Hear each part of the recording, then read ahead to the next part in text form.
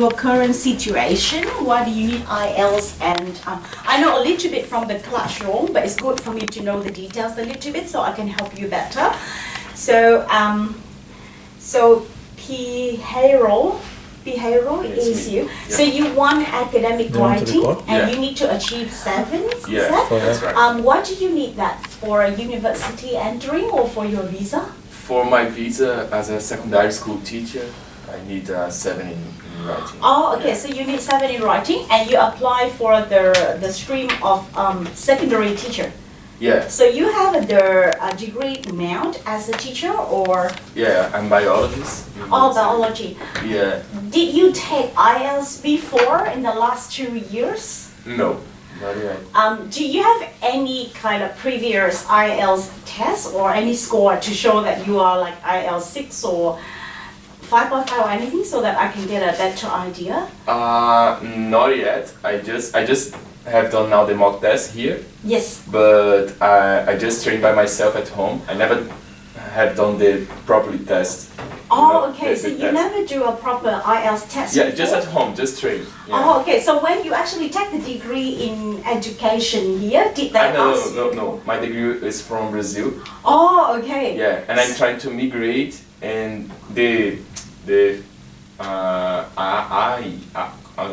I don't remember the name now.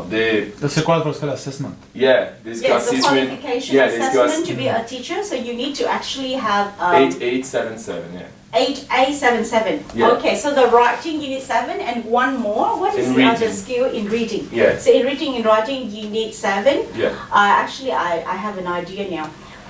And so you actually try. I will have a look. So when you do the mock test, did you have the score test? Not yet. You have the score, so you haven't got the score. No. Oh, actually, because I think I have to mark them as well later on. Yeah, Because yeah. I think they gave me, I think a few days ago. So it's okay. So I understand now that you need to have usually, to be honest, I think speaking and writing is a little bit harder than the other 2 skilled. So it's okay. I will have a look to see how do you write and everything. Yeah. But I teach IELTS for a long time, so it's okay. I get an idea very quickly. Can I know about your situation as well? Can I know your name? My name is Ahmed. Yes. Yeah. And Ahmed Al Zain. Yeah, that's right. Yes, sir. So can I know you need 7 for general training? I need 6 for skill assessments for Engineers Australia. Oh, okay. And if I score 7, it will be much better than 6 for the immigration. Oh, okay, Yeah, that's good. But, you only need but if I score 6, that should be alright for me. Maybe I will pass, no problem. Because I'm married and my wife has the skill assessment also. Oh, so okay, I will that's score good. the points, required points. Oh, okay. Did you take IELTS before? See, Yeah. it's actually quite easy. I'm very confident that I just need to see how you're writing. Usually 7 is a little bit more challenging. Yeah, that's But fine. for 6, if you have a degree in another country and if your spellings and everything is okay and you follow my structure, it should be okay. 6 is not that hard. But you need general or academic? No, general. General? Yeah. General 6 is actually quite easy Yeah. actually. And then the other thing is, so you never, did you take IELTS test before? Yeah, I've done. Yeah, I have done for multiple times for IELTS. Yeah. And what is the last time that you have? What is the score? 2nd of September last. Yeah, can I know the score? Like 5.5 each. 5.5 each? Yeah, unless the speaking was 6.5. 6.5? I can see that your speaking is actually very good. So all the other skill is 5.5, or reading is any better than writing? Or? Yeah, so I've done this year. I did the IELTS maybe for 6 or 7 times. Yes. Every time I just scored 5.5. That's it. Which one is continuously 5.5? Writing. Reading never scored 6. Yes. Writing 1 time scored 6. Yes. But the others always 5 or 5.5. Okay. Speaking I'm alright I think, and the listening I think I can pass. But the problem with reading and writing always 5.5. Okay. The reading and the did you say that to your reading teachers? Did you actually show your problems to your reading teacher? Because you know that your skill that you really need to have 6 is reading and writing. So my recommendation is that when you have a writing, when you have a reading, did you mention that to your reading teachers? Who is your reading teachers? I don't know what's his name. It's just is a. He just is a covered male us female? one class last week. Oh, okay. It's a girl. Is that he's a guy? He has got Oh, okay. So his name is Andy. Is it Andy? I don't know. He's I don't know what his name. No, it's an old guy, you know. Yeah. Oh, it's okay. He's white skin. Oh, okay. He has a. He actually very good with IELTS, but you try to push him a little bit, like tell him, can I know exactly what is my mistake? He actually have IELTS 8.5 himself. He's actually very good, like academic skill. But sometimes when you learn with him, you need to understand him a little bit, like try to listen him. Sometimes when he talk, I think he didn't focus directly like me. When I'm teach, I'm very direct. Like I will tell you what is your problem, very clear. And sometimes you feel like, oh, she's so blunt. But I believe that when I teach somebody, I try to tell their problem very straightforward so they can fix that as quickly as possible. I think for Telega, I think the other one, the teacher name is Telega. Maybe Telega. Telega. He sometimes he didn't tell you your problem directly. Like he knows that, but so you try to ask him like, can I know how can I achieve 6 better? Usually for general training reading, I know that you need to actually read a little bit fast and try to. So when you have a reading, try to get a highlight to highlight all the numbers, the name, and the key point very quickly first. So that because for IELTS you need to have a very good reading skill. I think it's for academic as well. So usually you get a pen and you highlight all the key information first. So you don't need to read them in detail first. The first thing is to highlight. Because I learned IELTS and I teach IELTS for 25 years. Since I was 18, now I was 44. So it's a long time. So I have a lot of experience with IELTS. And I think I have to take about 4 times in my life because I study in 2 different countries, Australian in the second one, and each time I enter and exit, I need to take the IELTS. So, but my first IELTS is in 1994. I do my first IELTS test in 1994, and I have an 8. So what happened, at that time I was in year 12, not even university, and that time in my country, I come from Vietnam, they have only 2 books in IELTS in 1994. They have no internet. In 1994 in Vietnam it's like a remote. So I had to go to the Library of British Council and then just do the book again and again. So I remember like which page have which, because you have only 1 book. So but the experience of IELTS is that I actually don't have a high score in TOEFL, but I have very high score in IELTS. You know TOEFL, is it? Yeah. TOEFL is for testing in America, Because I'm very fast with getting information, but I'm not a very careful person in grammar. So if you are good with grammar, you should do TOEFL. You have very high score. For IELTS reading, they don't need you to have a good grammar or comprehension. Sometimes it's just the skill. So when you see, especially for reading academic, you see they actually have a lot of paper, like 12 papers sometimes, 12 pages. So only for you to get the time to go through 1 by 1 paper is a lot of time, especially academic. So, and always there are about 15% of words you didn't know. So 15% of the words are new words that you cannot know it at your level. So sometimes you just have to ignore that. What you do is, first of all, you try to highlight all the key information, like the number, the names. So they have these trick to test your information. So after you circle them, you can highlight or you can circle by pencil. So in the time that I did, it's compulsory you have to do by pencil. But I think now some center, they're very funny. They actually allow you to do by pen. But the rule before, the strict rule is you have to do by pencil and you cannot do the test within 2 months. Because I believe that you need to study 2 months to improve. So that time it's not commercialized. I think now they're more commercialized just to get the money. So they may push you whatever you want to take. Every day you can do it today. Every day you can do it. That's a bit funny.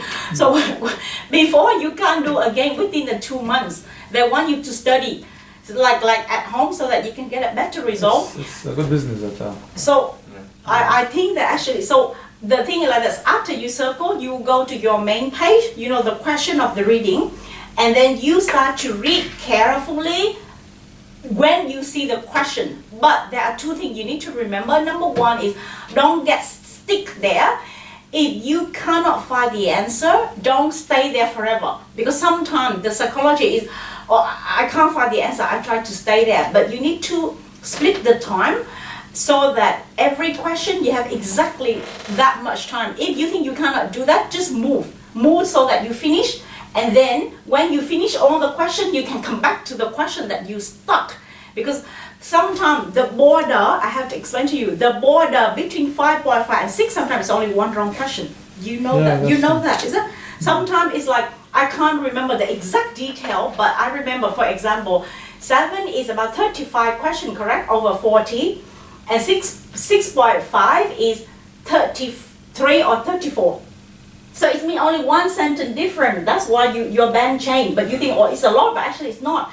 So sometimes that question don't stick too long. You need to finish all the question first. And usually the problem is the time management for reading and even for writing that I will teach. The issue is sometimes like for task 1. So usually for task 1, you have 20 minutes. And task 2, you have 40 minutes. But task 1 also important. But don't spend more than 20 minutes because a lot of time you make 25. And then you lose all the time for part 2. So this will never give you the score that you want because you spend so much time for the task 1. Like today, what I would do with my writing is I will teach you what is the problem you have at 6, why some people have 6, why people have some 6.5 many times and they never go to 7. 7 writing is actually quite hard because in here, for you to be admitted to learn PhD or law or medicine, you need to have IELTS 7. So it's considered as a perfection in writing. So what happened is, I come back to the reading a little bit because I think you only need help in these 2. So I think that any tips I know, I just tell you quickly. So usually in reading question, for the multiple choice, if they give you 4 questions and they ask you to choose 1, there are 2 always wrong. So usually you just spend as least time as possible to identify 2 wrong from beginning. The hard one is the 2 remaining. That is very similar, right? So when they make the question, they make 2 very obviously wrong and 2 very similar right. And usually the trick is you will get mixed up between the last 2. So when you do the first 2 wrong, you do very quick. For example, if you have any question, 1 minute, 1.5 minutes, so try to identify the 2 wrong question in 30 seconds and spend 1 minute to identify the last one. The last one is the one usually you have trouble because they're very similar. They're very similar, and that's where you need to go back to your reading with all of your identification, with all of your place that you circle, and you try to pick out, which one. Read very careful in that last 1 minute. So after you read very careful, think very carefully, and you think that you still cannot find the answer, then you decide to skip it first so that you do other question which is easier and you come back to it later. Because usually the trick is you get so stuck to a difficult one and then you cannot get out of that. But other questions are easy. Usually they only have about 20% of question which is really hard. Like it will take a lot of your time and make you stick there. So you try to pass by that one. Then I think for reading in IELTS, it's all about speed. From my experience, reading in top 4 need you to read between the lines a lot. For reading for top 4, it's very tricky. Like they say one thing on the surface, but they mean other things. So that's why I say I'm not good with top 4, but for IELTS, because I think I'm very good with catching information. Like when I read an advertisement, you have to get the 5 pieces of information really quickly from the surface. That is what reading IELTS is for. So they do have reading between the lines. It means, the tricky one, the one that say one thing mean another thing, but it's only about, I think, 20%. 80% of reading is about trying to catch the key information, the number, the name, or the key the synonym of the word as quick as you could. So they may ask you one question they may ask you something in one question, and they use another word in the reading, but usually it's still just synonym. It's not. The synonym is still easy. It means, for example, when they ask you question, they ask you how many, they will use a word, for example, in the question. Okay, they will ask you the question, audience. Then in the reading, they will use the other word. They will use the word viewer, for example, or some words that similar to this. But there should be synonym. I just give you a very simple example, and that is the hardest trick that you can possibly find in reading IELTS. For TOEFL, it's different. TOEFL is very difficult because sometimes you have to read a lot and understand them. So I say this because I think reading general training should not be that hard, especially for general training. They don't use a lot of trick for reading between the lines. Do you understand reading between the lines mean?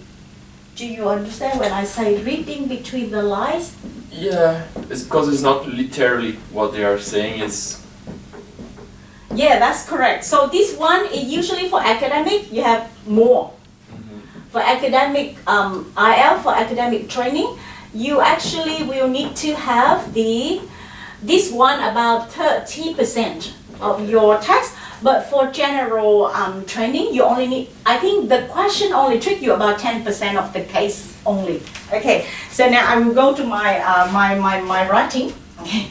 Writing is actually, so I explain how the class will going on today and what I will, you actually have 6 class together. It's actually more than, actually you also have to do IELTS or you only learn for general English, is that? Yeah. I hear. Yeah. So you want to improve, but it's good that you learn this so that when you finish, you can have an IELTS. You can take the IELTS test as well. Yeah. Actually, it's my first time. Yeah, to learn IELTS? Yeah. Oh, okay. Yeah. Uh, I don't have any points. You don't have any entry point, Yeah. but do you want to have a 6 as well? I think usually if you have a kind of like good knowledge, you can aim to have an IELTS 6. Yeah. Yeah, I think to start. So I explain for the 6 classes, what do you do? And what's the difference between, what I'm gonna do a lot, in the first 1 hour, I will talk a lot about this, okay? So I will usually, I tell you what is the difference between band 6, 6.5 and 7 in writing. Okay, so you know what kind of mistakes if you write, you're gonna have a 6. What kind of mistake you have a 6.5 and what kind of mistake you have 7. And what is the expectation?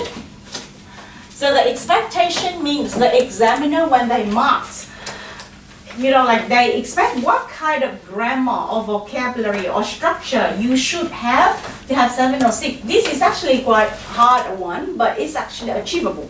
So if you try to control, there are 3 things the examiner always look for is language control. That is the priority. I will explain in detail. The second one is language variety. This is compulsory for 7. It's not compulsory for 6.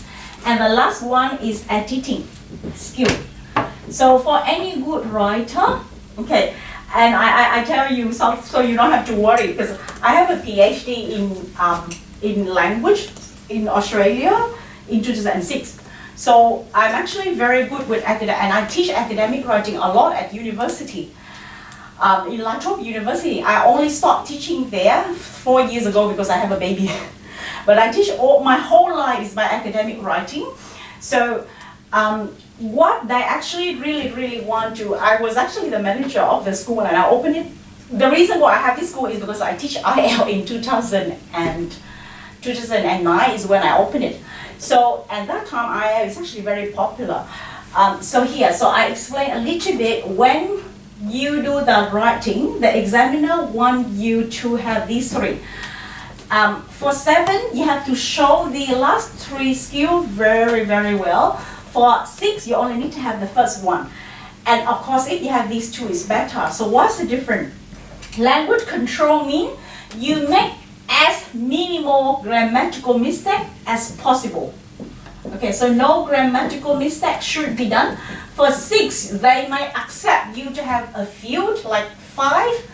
But for 7, you should not have none. Okay, if you have 3, up to 3 is acceptable. 3 for 7. For 3, you can have a 7. For 5 to 7, mistakes, you can have 6. Okay, I use the word mistake, I don't use the word error. And what does that mean? So if you make one mistake, it means you have one kind of mistake and you do it only one time, it's a mistake. If the same mistake is repeated 3 times or 4 times, we call them an error.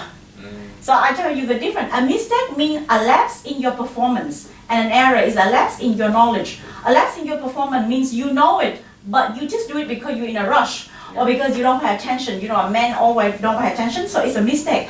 An error means you don't have that knowledge. So even if you write, so every day when you learn with me, you have to write a lot of writing, and I believe that the only way for you to improve writing is you have to write.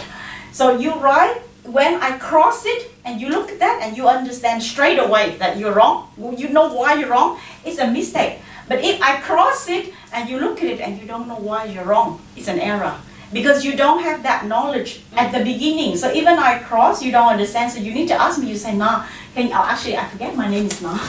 So my full name is Pham, but you just call me Na, it's okay. So you say, now why I'm actually wrong in here? Can you explain to me? So usually when I see it's a critical mistake, I always come and explain to you, because the class also small, like 4 students. When the class is big, sometimes I just write it down. I say you're wrong in relative clause or past tense or something. But if I think, because the class is so small, so usually when I return you the writing in the next class, I always tell you what's the problem, like what's the issue, and especially if you need 7, you really have to follow my stream, my regime very, very strongly, because 7 is actually hard. For IELTS 7 is quite hard, and to be fair, now they have an exam called PTE. It's very easy with writing, and a lot of people do that because it's easier to have. But I know there's a reason why for teaching qualification they don't accept that, because this exam, I tell you, it's not reliable. Yeah.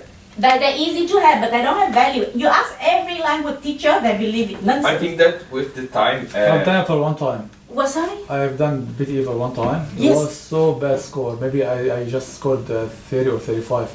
It Yeah. was terrible for me. Yeah, because to change the test format is hard. To be fair, some people, if they know the tip, PTE writing is very easy. So for people who want to have IELTS 8, for IELTS 8, they cannot do, IELTS 8 is nearly impossible. The people who have IELTS 8 is about 0.05% of population. Like 1,000 people, I think you have about 2 or 3 can have 8, to be honest. But PTE is actually easy in writing. That's why for people who want visa, they may need it. But they have a lot of issue as well. I Because think that with the time they will reconsider to accept PTE, because it's clear that it's much easier than IELTS. It's clear everyone is just taking PTE, it's just high scores. everyone wants to just have very, very easy. But if this is so easy, it actually raises the question of the quality. Yeah. And that's the reason why, for teaching, only for teaching, I think, and then one more career, I can't remember, they still don't accept PTE. Because I do think that PTE is quite easy. It's good for visa, but because the issue is if it's so easy to IELTS, it's actually make IELTS become, it means that the testing is not reliable, because why the 2 tests is considered as equal, but why is one is easier than the other. Yeah. So I think over time they actually will raise some question, or they will make the IELTS. But if you ask a lot of teachers, actually I also teach PTE as well, so I know very clear the system.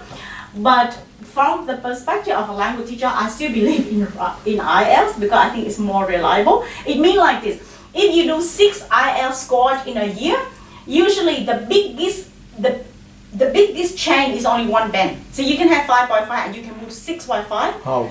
So like that, 6 times, so you can move 6.5. You never can move from, in 6 months, you never can move from 5.5 straight away to 7. And that's why it's reliable. But for PTE, for 6 months, you can move from 37 to 80. And that is impossible, because a human cannot become that genius that fast. Like 37 to 90, so it's quite, but to be fair, for visa, it's good. That's why a lot of people try to do it, and for the test taker. So anyway, now I come back to this point. So when you have a 6, you still can have some mistakes allowed for this. So one grammatical mistake is acceptable for 6. So if you make mistake like tense, or if you make mistake with subject-verb agreement, your subject-verb agreement means that it's singular and you use a verb plural or the other way around. So if you make mistake with this, or if you do noun plural and you make mistake, for example, noun plural, for example, if you have many cards, and then you forget the S here. You know, these are called silly mistakes. They're very silly. So these 3 things, if you make mistakes, okay, they can accept that 1 each. 1 each, you still can have 7. Okay, if you have a 2 each, you still can have 6. But there are some mistakes they won't accept for 7. So which mistake that they will not accept for 7? So I say again, if you have a 1 each, you can still have 7. If you have a 2 each, you still can have 6. So which one that you cannot have 7? If you have a mistake in sentence structure, that's a bad mistake actually. So if you have the mistake with sentence structure, or if you have the mistake with if you get wrong with preposition, you mix up preposition and conjunction. Actually, to be honest, in my class, I have to review a lot of grammar for you. But it's compulsory because writing and speaking, you can't say correctly or write correctly if your grammar is actually not good. So the issue with writing is like that. For speaking, sometimes you make mistake, but past that, so people don't hear that and they don't have evidence, so they still can give you good mark. But for writing, it's on the paper. It's very bad because all the evidence is there, so you cannot hide your mistake, and that's why you need to have a good grammar. So if you have issue with sentence structure, or you cannot distinguish very clear this one, or you don't understand the difference between the clause, this is a very common mistake. Clause and the sentence, then you will be penalized very bad. If you have this mistake, you never have 7. Okay, no. This is no number. So if you have this mistake, they still can give you 6 because this mistake is acceptable for 6, but it's not acceptable for 7. So I give you example. What does that mean? So for example, this kind of mistake is very common at university level, and you never think that it's a mistake. So when I mark university, they always write very long. You know, it is hypothesis that this very academic writing at university, something, blah, blah, they write a very long sentence. And then they write because something, finish. Okay, this sentence is wrong because when you speak, when you speak, you can say because something. Like, why do you come here? Because I want to learn IELTS. That sentence is correct in speaking. It's wrong in writing. Do you know that? No. Oh, so you should know that. Do you know why it's wrong? Because always they say you have to use the connection words like because and additional and like this. That's why we use because. It's a cause of something happened before. That's why we use it. So you don't know why it's wrong. Is that so? In speaking, it's correct. When I ask you, why are you here? Because I want to learn IELTS. Perfectly correct. Writing is completely wrong. Why? I explained to you this one, and this is the key mistake. And so many students, even they finish master degree. So I have a master degree because the reason why I know because I teach academic writing for learning support. So every university, they always have one person in charge of academic writing. And I worked for Latro for 8 years before I have a baby. So every day I see this one in their assignment. Everyone, like if you have a 1,000 word assignment, at least you have about 7 sentences like this in 1,000. So why is wrong? Because the rule in English is like that. So in English, the more important rule in grammar is with every verb. So if you have a one finite verb, I may take a bit of time to explain grammar, but if you understand this, your writing will be improved a lot. Yeah. So please trust me, I don't waste any of your minute to talk something irrelevant. Everything I talk is about IELTS. So the rule in English is one sentence is count based on one finite verb. Okay, some language, one sentence, you can have a 2 verb, 3 verb, is okay. So one sentence, one clause. So one clause is built by one finite verb. there are two concepts called non-finite verb and finite verb. For example, if you say she eats, she wants it. Okay, this is one sentence, one clause and one sentence, because I have a one finite verb. A finite verb means it agrees with the subject. So, if I say she wants to learn swimming, it's still one sentence. To learn swimming. You see there are three verbs, is it? But only one finite verb. So it's still one clause. Yeah? Because this one is non-finite. What does that mean by finite? Finite means it agree, it change with the subject in times, in number, and in the voice. So when you say she is a singular woman in present simple tense, so you have to put an S here. Yeah, so this one, the verb, they change. So when the verb change with the subject, you call them a finite verb. And a sentence is defined as simple or complex or compound based on the number of finite verb. So if it has one finite verb, you call... How is finite? Yeah, finite is this one. So I say slowly. Yeah. So a finite verb means a verb. This is the root of grammar. So I will take slowly to you, and when you understand that, it's very easy. That's how you learn English grammar. So one finite verb is a verb that will agree. They use the word agree. That agree with the subject. It means that they change themselves with the subject to match the subject in terms of number, in terms of tense, number, tense, and voice. So number means she is only one girl. That's why when you say simple present, you must have an S. Yeah. And 10 is a simple present, so you use this. You don't say wanted. It's not past tense. And voice means active voice. So she wants. So this verb, we call them a finite verb. So in English, you have three kind of sentences. That when you write, you have only three kind of sentences, no more. One is simple. I don't know about other language, but in English, definitely only these three. Simple, complex, and compound. Okay, so three. So these three sentences, how can you classify what sentence is simple, what is complex, what is compound, and why I say this is wrong? Because this is linked to that. So people define the sentence type in English based on this. That's all it's about. So if a sentence has one finite verb, it is simple sentence.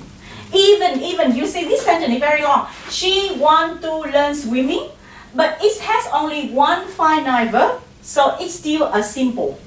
But to learn is not a finite. Why? Because if I change, she wanted. If I change this one still say the same.